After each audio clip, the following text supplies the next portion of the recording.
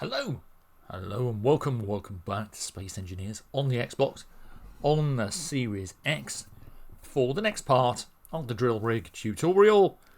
For the horizontal drill rig is coming.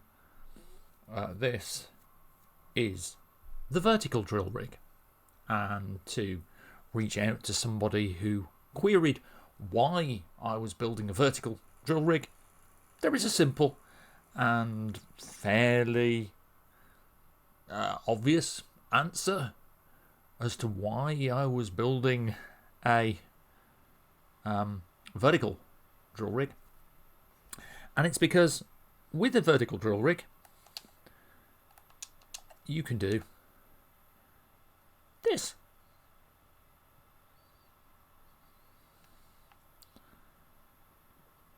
You can control, using a custom turret controller like I showed you last time, the position of where you want to drill. Yes, it makes unsightly holes and so on and so forth, but that's part of Space Engineers. And to be fair, most people I know tend to fill these holes in by putting blocks over the top and reclaiming the area once they've done. Somebody asked if I knew how to build a horizontal rig, and well,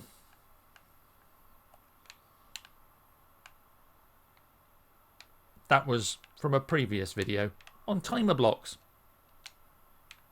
Anyway, that's not what this is about. What this is about is putting a little bit of automation into this. But before we get started with this, let's just break off here and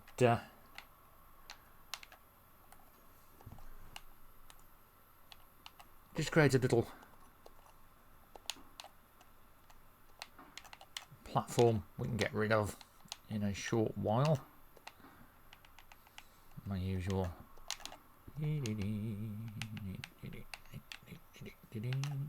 Right. So, for this, we're going to need our friend the piston. We're going to need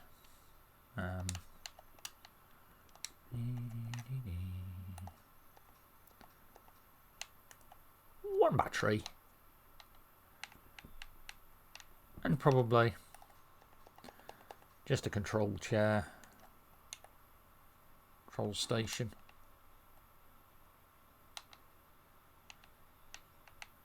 and you'll find this in your advanced systems. I'm going to use the automaton timer block because I love the texture work on it. I mean, look at this. Spin it the right way around so you can see it. Look, great. I absolutely love it. There we go. And yeah, so we have a piston. If we hit this piston here, you can see some of the settings. We'll pop shear inertia tensor on it. And if we hit reverse, it will extend at its speed up to its maximum distance of 10 meters. Now, the thing with this is that at 10 meters, that's it. That's your lot, unless you're using modded pistons. That's as far as you're going to get. And we'll just reverse it again. The setting we're looking for, excuse me, is maximum distance. We want our maximum distance to increment on the piston. So our piston we can turn down to 0.1 by holding down the right bumper and just tapping right on the D-pad until it gets to 0.1, minus 0.1. And remember the rule that if you try and type a minus into the keypad on the controller, it will go wrong because it will reset it to 0.1. There is still a bug. We want our maximum distance though to actually be 0, so that when we turn reverse on again, this piston is going to start to move only when the maximum distance is increased. How do we do that? Well, we're going to set this up on a timer block. So if we go into our timer block, we have a delay of 10 seconds. So every 10 seconds, something can happen. So let's just speed this up just a little bit so you're not waiting too long for an effect. So let's say every 3 seconds. And because there's always somebody will comment on stuff like this. Yes, I do know if you press A, you can get this menu up. And if you press A again, you can just type in 3 seconds. Yeah, I do know. Contrary to popular belief, and just because I'm on Xbox, I've actually played Space Engineers since it began on early access. Way back. Way back. I have it on Steam. My PC, unfortunately, had a problem and ended up... very expensive PC, ended up becoming nothing more than a very expensive paperweight. So it put me off PC gaming quite a lot. So I'm quite happy just to sit and play on my console. I don't really have any desire to go back to paying rather exorbitant amounts of money for a PC to have things happen beyond my control. And basically, back then it was 2,500 quid's worth of PC went up in smoke in a day while I was out. So, anyway, where were we? Ah, yes. Timer block. Setup. Actions. This is dead simple. We just want the piston. And we want to increase maximum distance. That's all we want to do with that piston. And then we want to press B. We want to come across to the timer block. And we want to restart the timer block again. Now, because we've got positive motion on the piston, positive velocity, every time this timer block counts to 3 seconds, it will increment the piston by ½ meter. So, if we start our little timer block off, actually we'll do it properly. We'll go into our control station. We'll push up on the D-pad and keep it held. We'll choose our automaton timer block, and we'll put start. Starts the flash. 3 seconds. There it goes.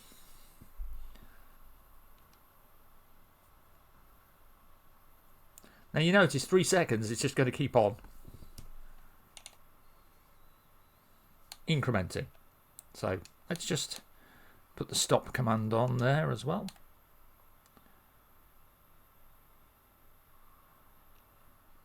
So now you've learned that it takes longer than 3 seconds for this thing to reset, to extend. So let's just pull this thing back.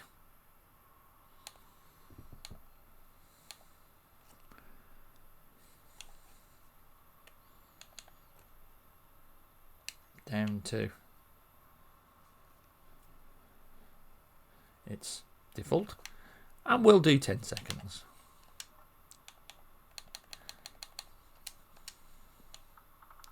So every 10 seconds, this should trigger a extension of half a meter. And when we set this up on a drill rig, what we want to do is we want to make it 60 seconds, so that every 60 seconds this rig will go down by half a meter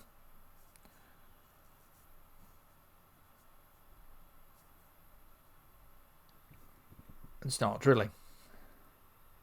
Oh, hold on. I forgot an important thing, but that's all right.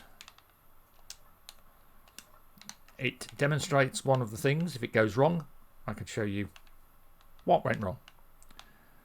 What did I do wrong? Well, if you look, our piston is at 1.5 meters, so it was working. It's just that I didn't reset the velocity back to positive. So now, when we start a timer block again, and this again is an important part of Space Engineers, the troubleshooting side of Space Engineers. There it goes.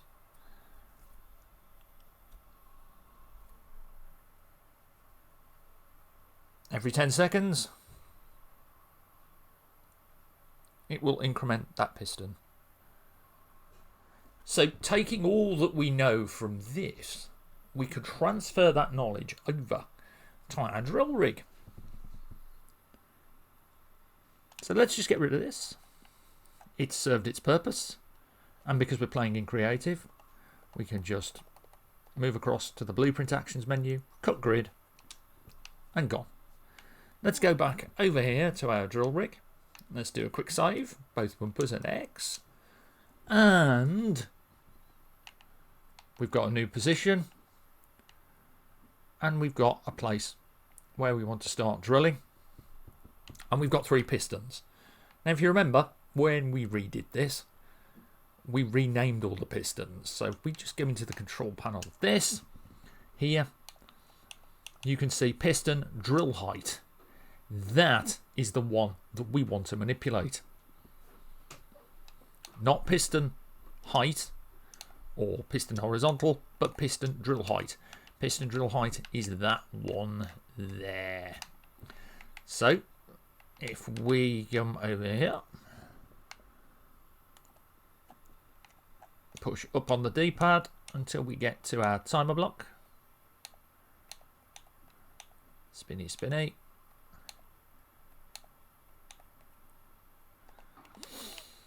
There we go. So now we want to look at our piston here.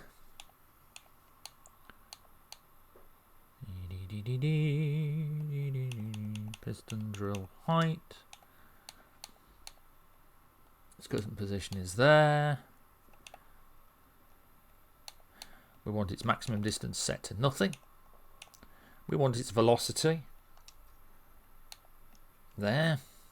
It's not moving, so that's all set up. And then, without moving out of this menu, just flick the left stick back. Automaton timer block. There it is.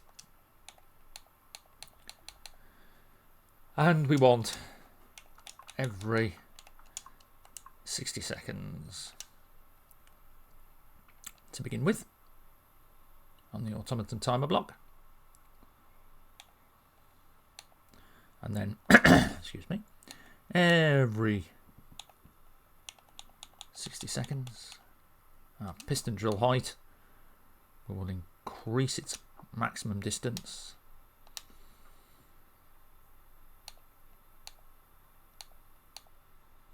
And we can make the timer block silent if you don't want to listen to it beeping as well. And we'll come across here like this. we'll open up a new page, hold down the left stick, press B until you cycle across to a blank one, push up on the D-pad, and we'll go for start, push,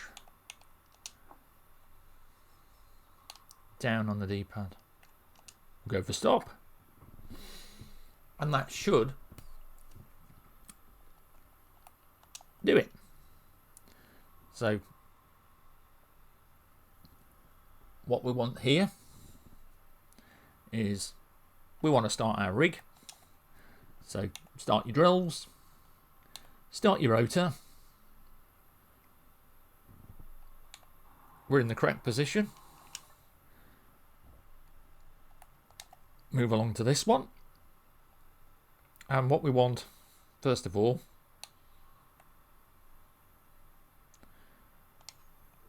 is piston height. There we go. So we'll start our little drill arm to start bringing the main piston down, start the drill off. Every time I see these moving, I always think, because I grew up with Saturday morning cartoons and shows, I grew up with Jerry Anderson and Thunderbirds, and every time I see this kind of thing going, I always think of International Rescue. And I'm sure that will please one of my Space Engineers moderators, Luke Orridge. Luke is a big fan of International Rescue. He built Thunderbird 2 and so on and so forth. Really good builds for Space Engineers on the Xbox. There we go. We'll start digging. And if you want to see, you can see we're getting some digging going. Putting in all that lovely stone.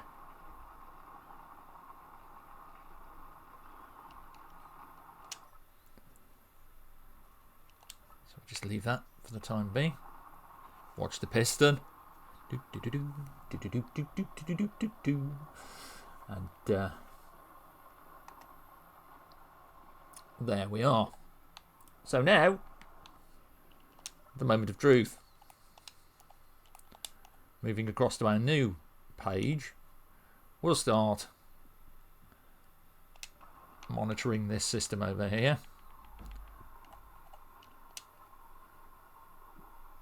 Time to trigger is in 47 seconds.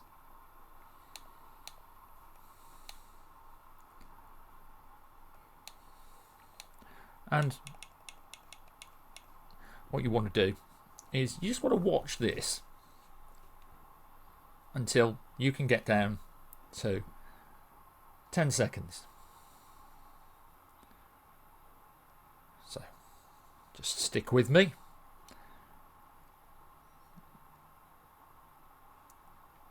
And this is another great way of sort of monitoring things. And at 10, 9, 8, 7, 6, 5, 4, 3, 2, 1.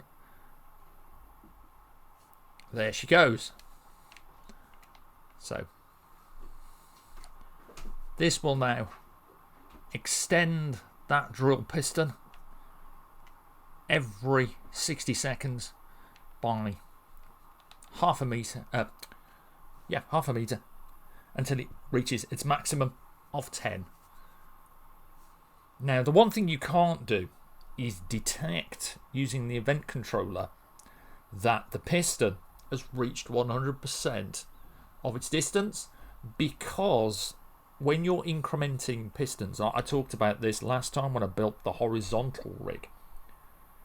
When you're incrementing pistons like this, what happens is that every check by the event controller is, oh, its maximum distance is half a meter. It's reached 100%, turn the drill rig off, reset everything. Oh, it's reached a meter. But because you're incrementing the piston's maximum distance by half each time, the event controller is confused, and it is essentially doing what it's meant to do. It's reading it as 100%, but it's not 100% of the whole thing.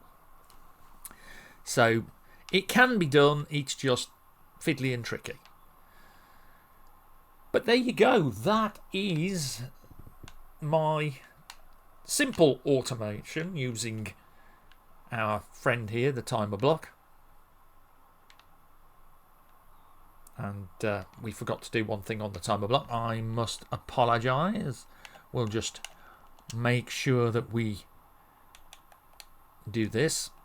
On the setup actions side of the timer block, we need to tell it to restart itself again. Otherwise, it's going to have a problem. But that's no worries because the drill is still picking up stone. We'll just start her off again. Anyway, there you are. That is really it on that one. That's all you can do with the rig. When this piston reaches 10 meters, then forget where your hole was drilled. When this piston reaches 10 meters down there, to reset it, you're going to have to change the maximum distance on the piston back to 0. Then you're going to have to reverse the piston until it reaches the top again. And then don't forget to reverse the velocity back to positive, otherwise the piston won't move when the system kicks in again.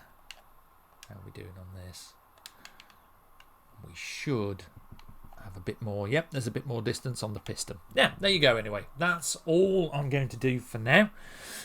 What I am going to do though is show you a little thing, and I will be covering how I did this in a future video along with some other funky stuff. This is a setup using event controllers, the signal relays. These are little light blocks, and these represent bases around the map within the distance of your broadcast antenna network.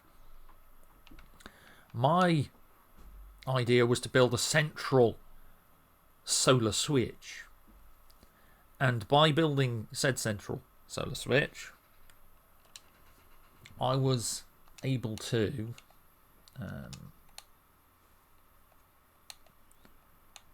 by changing the time of day,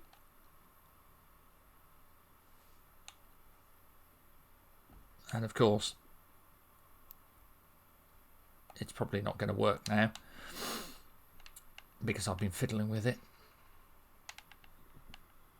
Oh, hold on. I think I know what the problem is. I was testing the signal sending out to the blocks. As you can see, the remote control turns the lights on and off to make sure the signal is actually doing its job. So I need to make sure they're off. And then I think now, when I do it again, if we turn the... There we are. So lights come on the main tower, and the signal is sent out using signal to each of the remote light stations. This means you can have a central solar switch on the map, and any base within range of your antenna, which, if you remember your antennas, is 50,000 meters. So anything within range on the same channel, and you can have 100 channels on a relay, can be linked in to this solar switch, so that when the lights go, or when the sun goes up, the lights go off. When the sun goes down, the lights come on. But as I said, we'll cover that in great detail and how I accomplished it in another video. And there's more to come, including a discussion on wind power, on what's the best height to place your tower of power. And you might also notice that just beyond here, powering my drill rig, is a different tower of power. This is because you can actually stack these turbines like that and still have optimal wind power. Until then, though, stay safe, take care, have fun, enjoy the game. Loads more to come from me, loads more to come from Keen. And once again, I wish Kianata all the very best in whatever new role he takes on next. Whatever it will be, he will absolutely kick its ass. Yeah. Bye for now.